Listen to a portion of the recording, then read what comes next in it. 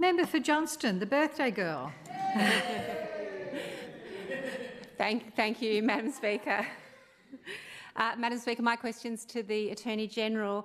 Attorney-General, this year your government gave millions of dollars in extra demand pressure funding to the lower courts, to the DPP and Legal Aid NT, all to manage pressures created by your own expensive legislative and policy changes. Yet you provided nothing to NAAJA, which represents the majority of people before our criminal courts and is proportionally already funded well below Legal Aid NT. Attorney-General, why did you fail to give the Aboriginal Legal Aid Service additional funding, and what will you do to close the funding gap so NAAJA clients receive at least the same level of funding support as legal aid clients? Attorney-General.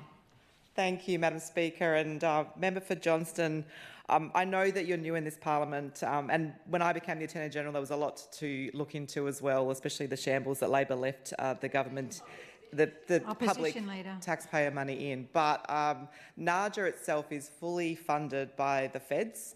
The whole of what the NAAJA service provides is funded by the federal government. In fact, in the paper, I think a couple of weeks ago, maybe just before we started to hear about the cyclone coming, the Attorney-General, Michelle Rowland, was asked if she would top up NAAJA's funding at all, and she was very clear with her answer and said that they actually did provide additional funding in a long-term agreement, which is something that our government was able to finish negotiations on upon coming to government. So she was very clear that they've already had a huge uplift, as has Legal Aid. They had a huge uplift last year when we came to government. They were in a shambles, and that was because the NAAJA was imploding, and so of course Legal Aid was taking on all of that work.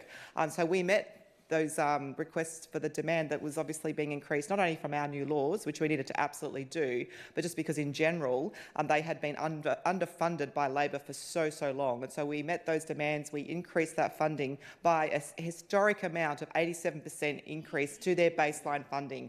That was a huge amount. That doesn't mean just 1 year or one-off or just here, have that money as a Band-Aid solution. That's ongoing funding year in, year out.